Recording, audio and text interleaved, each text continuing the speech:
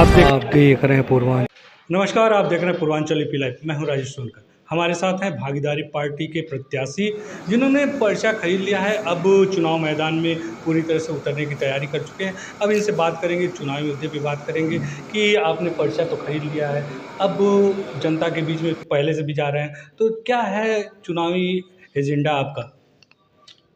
Media बंधु, आप लोगों का बहुत बहुत धन्यवाद।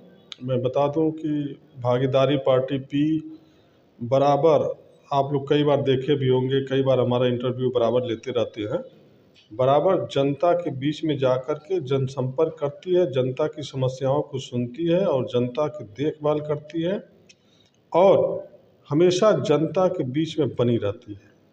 आजकल देख लीजिए, अभी यहाँ गोरखपुर से रवि किशन चुनाव लड़ रहे हैं, पूर्व सांसद भी हैं और काजल निषाद भी हैं, मैदान में डटी हुई हैं। लेकिन ये लोग बाहरी व्यक्ति हैं।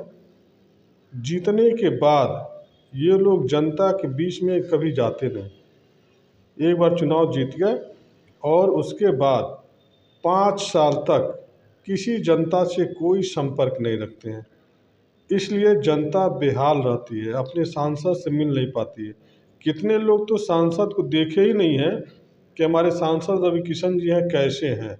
बस फोटो देख लिया, वोट दे दिया और जब जब उनके ऊपर कोई जुर्म जाति अत्याचार हुआ, उसके बाद अपने सांसद जी को खोजती रहती है, सांसद जी मिलते नहीं। जैसा कि आपने कहा कि रवि किशन और काजल निषाद बाहरी है, इसी तरह का आरोप बसपा के प्रत्याशी जावेद सिमनानी भी लगा रहे हैं कि बाहरी हैं और वो यहाँ के हैं, तो उनको लोग जनता चुनेगी तो क्या कहेंगे? अब जावेद सिमनानी जी हैं भाई, बसपा से लड़ रहे हैं, बसपा का अस्तित्व तो खत्म हो चुका है, बसपा तो पूरी तरह से समाप्त हो चुकी है। इसलिए जावेद सिमनानी को भी लोग पसंद नहीं करेंगे, क्योंकि बसपा जो है, बसपा पार्टी ही मर चुकी है। अब क्षेत्रीय जो पार्टियां हैं, जो जनता के बीच में रहेगा वही जनता पर राज करेगा। बाकी लोग जो जनता के बीच में नहीं जाएंगे वो जनता पर राज नहीं कर सकते, ना ही जनता उनको पसंद करती है। अभी कुछ दिन पहले आप देख लीजिए, कमलेश पासवान जी हैं, बांसगांव के सांसद हैं, अपने क्षेत्र में प्रचार प्रसार करने के लिए गए, जनता ने वहाँ से उनको नकार दिया और वहाँ से उनको भगा दिया।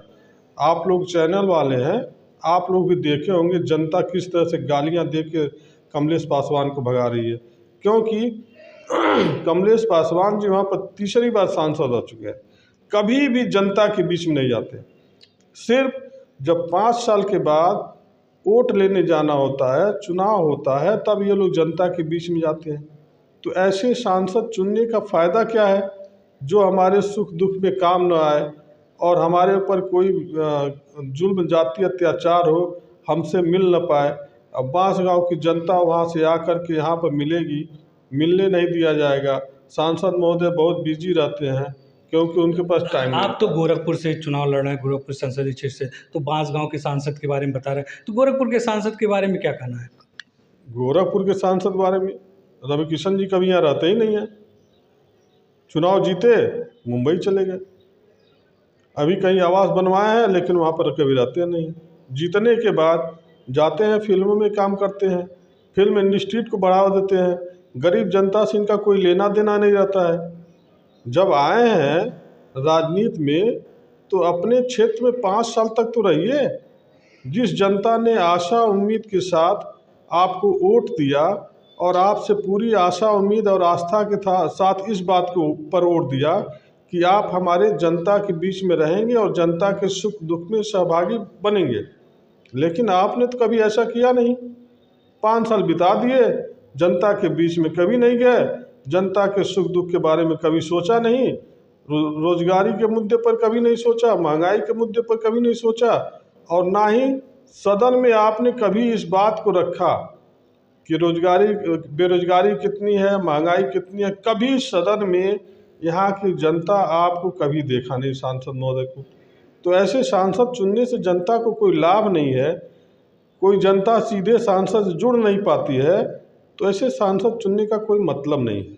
इंडिया गठबंधन की प्रत्याशी काजल निषाद हैं, काजल निषाद का सपोर्ट निषाद महासभा आज किया है, तो क्या कहना चाहेंगे? निषाद समाज अब काजल के साथ हो गया है, तो फिर आपके साथ कैसे? न, इंडिया गठबंधन की जो बात है, तो अभी जैसा कि आप कह रहे हैं निषाद महासभा ने उनको सपोर्ट किया है, ऐसी कोई बात नहीं है। कई निषाद जो हैं निर्दलीय प्रत्याशी के रूप में चुनाव मैदान में है लोकसभा में, इसलिए निषाद जो महासभा है कई धड़ों में बटा हुआ है। काजल निषाद का कोई सपोर्ट नहीं कर रहा है। आप प्रजापति समाज से आते हैं, तो प्रजापति समाज आपका कितना सपोर्ट कर रहा है? प्रजापति समाज जो है हमारा 100% सपोर्ट कर रहा है।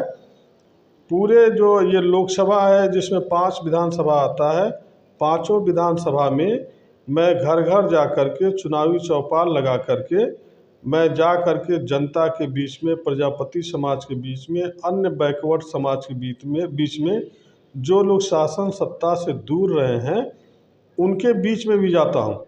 सिर्फ प्रजापति समाज के बीच में ही नहीं, जैसे लोहार हो गया, बढ़ई हो गया, नाऊ हो गया, अन्य जो पिछड़ी जातियां हैं जो राजनीति से उपेक्षित हैं उनको भी मैं जगा रहा हूँ। भागीदारी पार्टी पी का यही संकल्प है, जो भी पिछड़ी जातियां हैं, राजनीति से दूर है, जिनको मौका नहीं मिला है, उनको सभी भागीदारी पार्टी में सम्मिलित करेगी और भागीदारी निभाएगी।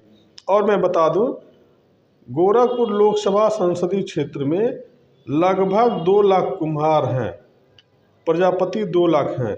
सारे प्रजापतियों ने कसम खाया है कि इस बारी हम प्रजापति से जो चुनाव लड़ रहे हैं, शिवशंकर प्रजापति एडवोकेट लोकसभा सांसद प्रत्याशी हैं, सारे प्रजापति मिल करके उनको जिताएंगे और अपने साथ साथ अन्य बिरादरियों के लोगों का भी वोट प्रजापति समाज से जो लड़ रहा चुनाव उसको दिलाने का प्रयास कर।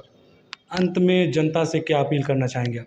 जनता से हम यही अपील करना चाहते हैं कि पहली बार इतिहास गवाह है, जो प्रजापति समाज से शिवशंकर प्रजापति एडवोकेट जो चुनाव लड़ रहे हैं, और पहली बार इतिहास हुआ यह कि भागीदारी पार्टी से कोई भी व्यक्ति लोकसभा में जाने के लिए प्रयास कर रहा है। और आज तक 76 वर्षों, देश आज़ाद हो गया, 76 वर्षों में प्रजापति समाज से कोई चुनाव नहीं लड़ा था।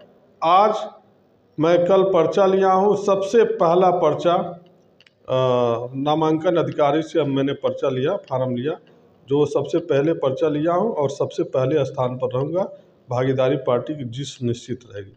शिवशंकर प्रजापति एडवोकेट जी, जिन्होंने कहा कि मैं पहले नंबर पर ही पर्चा लिया है, इसलिए पहले स्थान पर रहूँगा, लेकिन जनता कितना इनको सपोर्ट करेगी ये तो चुनाव के बाद पता चलेगा। कितना इनका समाज सपोर्ट करेगा ये तो आने वाला वक्त बताएगा, मतदान के वक्त बताएगा। पूर्वांचल यूपी लाइव के लिए मैं राजेश सोनकर।